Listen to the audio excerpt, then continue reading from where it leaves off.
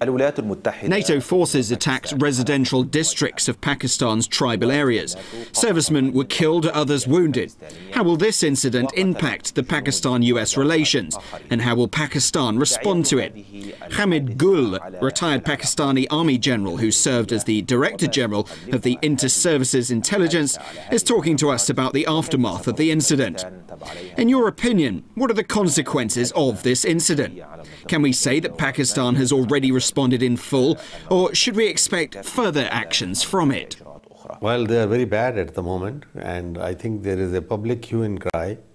This is only going to give a boost to the right-wingers here, whereas Americans are trying to manipulate in Pakistan that the political direction in future after they withdraw should be more to the left, more towards the liberal kind of dispensation.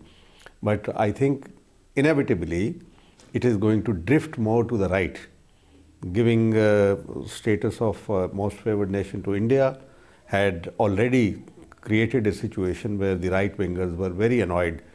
And since I belong to the right-wingers, we are going to have a very big rally in Lahore on 18th of December. And we will see how the nation responds, what vibes I'm getting. I think it is going to be very good.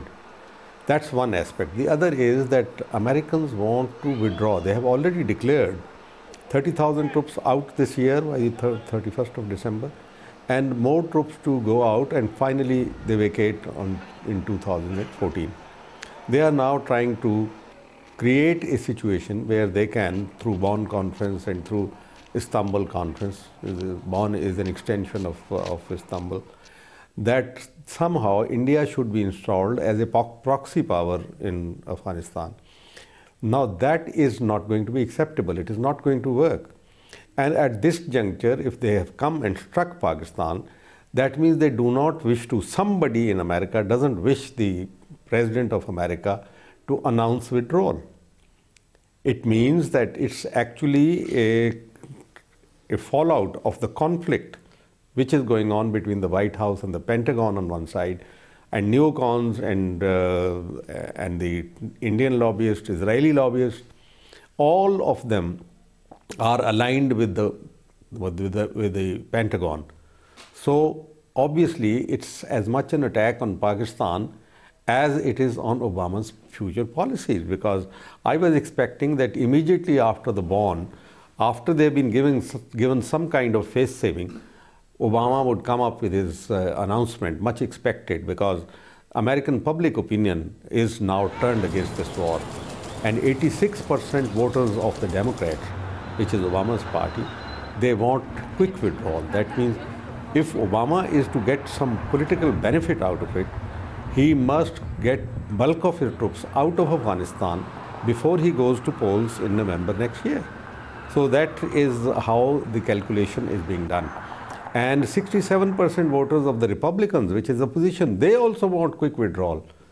But somebody there does not want quick withdrawal. Indians don't want, Israelis don't want, because Israelis want Iran to be chastised and Pakistan's nuclear program and nuclear assets to be brought under watchful eyes of the Western countries through IAEA or whoever. So there is a big tussle which is going on. But add to this the other forces which do not want the withdrawal to take place, and they are the security contractors. 100,000 plus security contracts in Afghanistan. Narcotic trade is going on at a huge volume. 92% of the world's requirement of raw opium is being catered to by the Afghan production. And then there is the military establishment, which knows that as soon as Obama pulls out troops, he is going to cut the military budget. So there are multiple complex factors which are affecting the American policy. Basically, it is a confusion as a result of a confusion which exists. Because in my opinion, as a professional soldier, because war is nothing but the control of line of supplies. If line of supplies are not in your control, or if they are not passing through friendly areas, then you are doomed. That simple lesson we learn from the annals of military history. So Americans have shot themselves in the foot. They are lying when they say that we can create an alternative route from Riga through Russia to Kazakhstan to Uzbekistan and down to Afghanistan. No, sir. And I would not recommend that these countries should get into this fray, because if they do, then the fallout will be on them. And you know, this is an irregular warfare. It can travel across the borders. So it would be best for them not to get involved into this. The Arab world is up in arms, and the Cairo issue is not settled. Various other, Libya is not settled as yet fully. We have still to see which way the winds blow in Libya. We have the Syrian issue, we have many other issues. So I don't think it's really realistic to think that they can open another front against Pakistan. Pakistan is not an ordinary country. It's not Iraq, it's not Afghanistan. Pakistan can resist, and then whole region will be turned into an inferno. It will light a fire which they will not be able to control. So I don't think it is possible for them to think of that. Pakistan has now announced that it's cutting off supply routes and demanding that the US vacates the Shamsi air base. How would the international forces continue its operation till 2014? Do you believe the Americans will attack Pakistan's tribal areas again in the future? Pakistan holds the whip hand. Pakistan has told them, go away from Shamsi base. That means Pakistan has virtually told them that whatever understanding secretly existed between us, that is now out.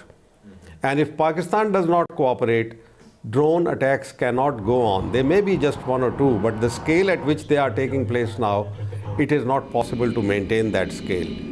So Pakistan has now all the advantages. Pakistan has now to put conditions. Number one, India will not be installed as a proxy power, because that will create, and I am warning this for the Russians and for the regional countries, if India gets a place larger than life in Afghanistan, you have another state of Israel there, and it will create problems for the whole region. For Iran, for Russia, for Central Asian countries, for Pakistan, and particularly for China. So this is going to be a lot of problem. Okay, now that is one what Pakistan must say. Pakistan must say that there will be an even-handed policy between us. Secondly, Pakistan must now insist, Pakistan must open, of course, Golden Bridge must be left open. If they want to withdraw, it is good for Pakistan.